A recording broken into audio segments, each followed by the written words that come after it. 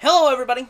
Kane541204 here, or as I like to be known as, Harley D. Stacy, and welcome back to Kane's Corner. Now, in the last video, I talked about alignment and mentioned a character that I had recently built. And you know what? We're going to talk about it today. So, strap in, y'all, because we're going to be talking about a gnome bard that I built and the art of manipulation. So, for me, personally, I do not consider myself a manipulative person. I don't like people that are manipulative, but it's really hard to see different aspects of manipulation. And as I said, I personally do not fancy myself a manipulative person. I am not one who likes the idea of being a manipulative person. I even tell my friends, if that ever starts showing up, you have permission to hit me. Like, full on, double up your fist, and just BOOM! Right in the face. I've given express permission of it because I am not okay with that potentially being a part of myself. But unfortunately, as human beings are known to do, we all have an aspect of that to us. Well, this is a D&D character where I explored that concept and was actually kind of surprised with the result. To start us off, we're going to be telling the story of a man named Ashling. More accurately, his full name was Ashling Ningel of the Clan of Gel. So, most gnomes, for those of you who don't know about 5th edition Dungeons & Dragons, they all come from a clan. And those clans are normally their surname. They usually have a surname, they have their base name, and usually they have a middle name that kind of gets squeezed in with the last name. Kind of as a generational thing. So, for Ashling Ningel was the 9th generation of Gel. He was the 9th generation of Gel that had just been essentially raised. But he was also the last of the Gel clan. At the ripe age of 50, Ashling had begun traveling. You know, he was going to be taking over the estate of the Gel clan. He was going to be, well, essentially a big figurehead for the gnome society. His family was very well known. There were well over 150, 160 people in his clan, all part of the Gel family line, and he was just the 9th generation of Gel. His family had owned the estate that he himself resided in for generations. They had their own burial grounds, which was where most people in the Gel clan went when they died. It was a ceremonial thing. But for Ashling, he had begun going out on adventures because it was like, well, I kind of want to just do my own thing before I inherit this thing. And besides, it's not going anywhere. How wrong he was. So, in about 30 years of adventure, he had started developing a name for himself. Everybody knew about Ashling Ningel because he was a traveling minstrel. He always liked to tell stories of his adventures and his exploits. He liked to tell people about the glory that was the Ashling line, or the Gel clan, as he liked to call it. And he was really making a name for himself. Like, everybody who knew about the gnome clans, they knew about Ashling, because he was that guy who was like, oh, you have a problem? Well, sure, I'll go deal with it. Could be fun. You know, maybe there's buttons to push. I'm down. He'd always go and have fun. So he would go and deal with problems. Well, eventually, one day, after 30 years of adventuring, a dragon clan had come essentially back to life. They'd all become zombie dragons, Draco-liches. And they all got up and essentially wiped out his clan. The clan of Gel was a figurehead because they had killed this dragon clan before. In fact, the first of this dragon clan that had ever been slain by my family line had been actually turned into the bones and walls and halls of the great ceremonial burial ground. Kind of as a last-ditch, F you to the dragon. Just kind of a, we have no issues with this. We don't foresee this coming back to bite us. 3 Draco-liches later, frickin' nuked that entire clan. Ashling was the last survivor of Gel. And I do mean that. He was the last survivor of Gel. He was not... There was no cousins, there was no family, he was it. His clan wiped out by these dragons. So 150 years of life, he's the only member of Gel left. And this is when he met the party.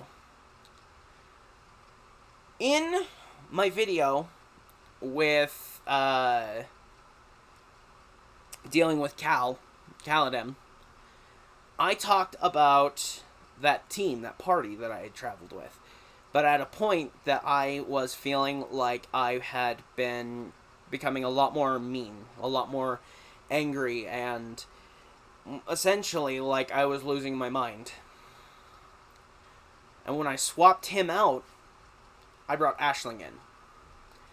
So we have Ticonderoga and his child. We have Nevermore, we have Senku, and we have the Druid. And they're like, well, what do we do now that Cal's gone?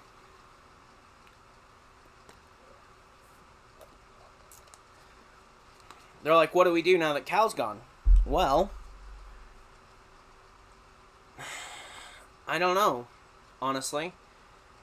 Let's take a couple days and relax. Let's see what we can figure out. Because Cal didn't tell them where he went. He just disappeared. And they're like, well, we don't know where he's we don't know where he is. We don't know where he went. He took the damn cart. A couple days later, Cal gave the cart to Roga's daughter, who then proceeded to give it to Ashling. There's a funny story behind that. So Ashling meets the party, but he meets them as a tropical blueberry jay, a bird. Little like a Tweety bird. And he essentially starts following the party. Because how I built the character was he was a person who did not like the feeling of his own skin. I built him with the idea of his skin just felt way too tight on him. And Ashling was by no means a, he wasn't a pudgy dwarf. He wasn't a pudgy gnome. He was actually fairly skinny. He was very thin for a gnome. Thinner than most. And a lot of people will think of, like, the pudgy dancing gnome. No, he was thin. He was a toothpick. Like, you could see his ribs if he sucked in his stomach. It was that thin. That level of thin. And it was just... Ashling didn't like being in his own skin. He hated the feeling of his own skin kind of just rubbing against his bones and his body, and he hated it. So, Ashling would always use polymorph on himself to transform into other creatures. And it was, again, because he hated being in his own skin. So whenever he'd get into combat, Ashling would always take his spells and go polymorph, and he'd turn himself into a gorilla. And he would attack and fight like a gorilla. Or, later, Ashling had found a book detailing dinosaurs and became a T-Rex. Because that's always fun, right? Just being like, okay, I'm going to cast polymorph on myself and make myself into a T-Rex.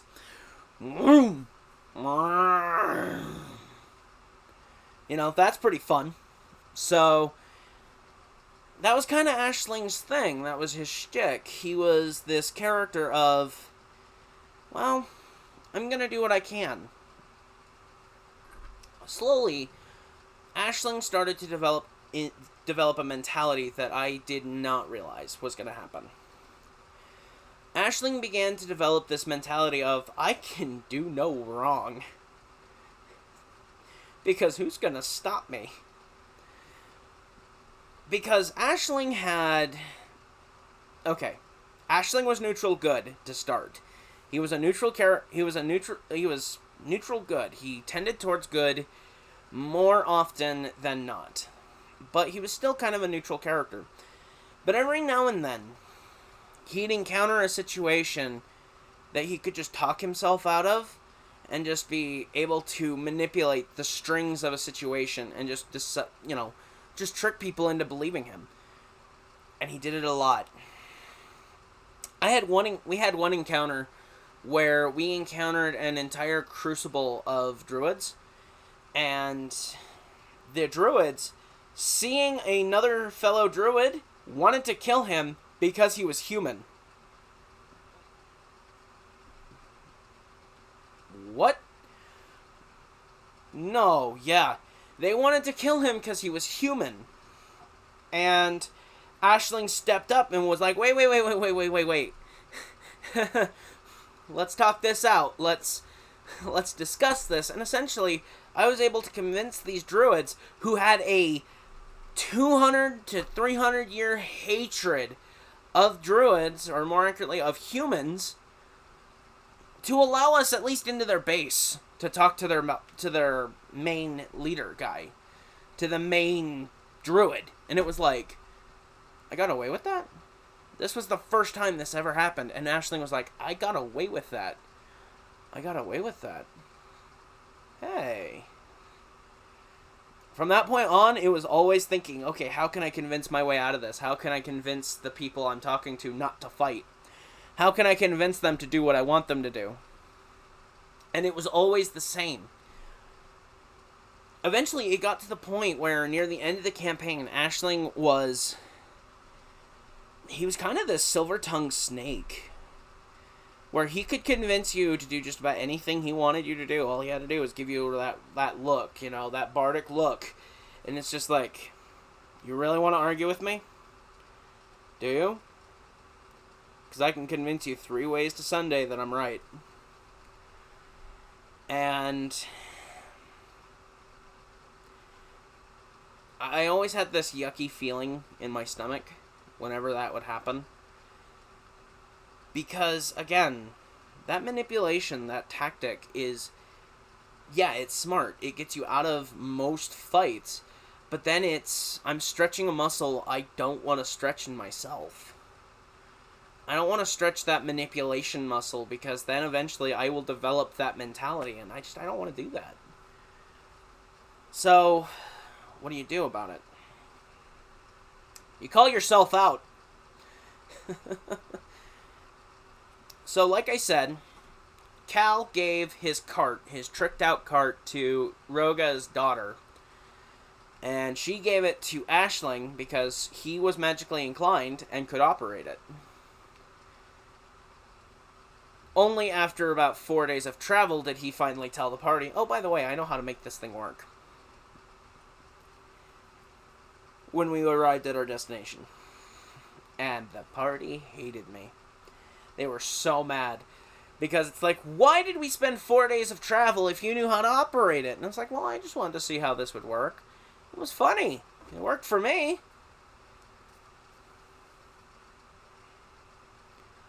So, after all that, I kind of thought to myself, okay, I need to give myself a reality check here. How do I do it? I trashed the cart. I had Ashling hop in the fucking thing and go joyriding. And he crashed it. And the DM was like, you what? You crashed it? And then he looked at me and... Oh, I was so happy when he said this. He looked at me and said, Why don't you describe what Cal would do because of this? Okay. What I had happen is I had Cal teleport right in front of him. Fucking gnome. Snapped his fingers, reduced the size of the cart, put it back in its box, threw it in his bag of holding, looked at the gnome, and fucking punted him. Boom! Right in the top of his head. I had my own character kick my character in the head. I hit him so hard, he had a permanent dent in the side of his face. My character took like a -2 to his charisma. Like, it was a permanent thing. And the DM was like, you didn't have to do it that way. And it was like, he was getting a little cocky. He was getting a little arrogant. And this is kind of his way of waking the fuck up. And it was just, fucking gnome. Boom! Motherfucker sent me flying. And it's like, can you really be mad that your own character kicked you in the head? No. I thought it was funny. Had the whole table laughing too. It was great. But no, fucking Cal just fucking punted Ashling. And then after that, Ashling was like, okay, now I kind of got to watch my step, because now I have this freaking demigod watching over everything I do, and I got to be careful in case I get punted again. Eventually eventually Ashling started developing his own spell. Kind of as a side project. It was his end goal. He wanted to become a planeswalker. For those of you who play Magic the Gathering, you know what a planeswalker is. You have a spark that allows you to transverse between the realms. And Ashling was developing a spell that would give him a spark. That would allow him to, at will, cast Plane Shift. That would allow him to change realms.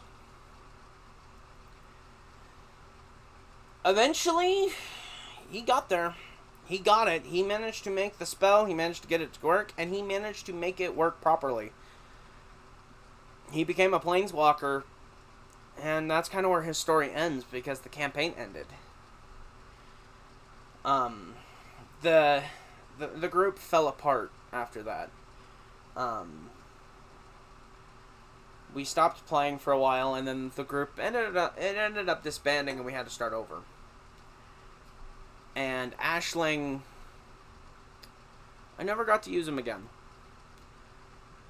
But now I have this thing where whenever I use him, I can use the same guy.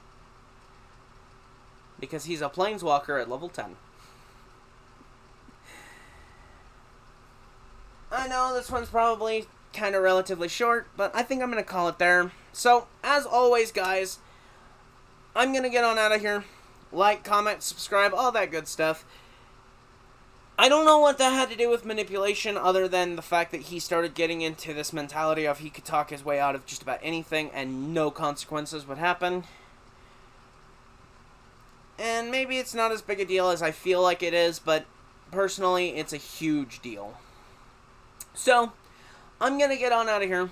You guys have a wonderful day, and as always, don't forget, let the human moments always be natural.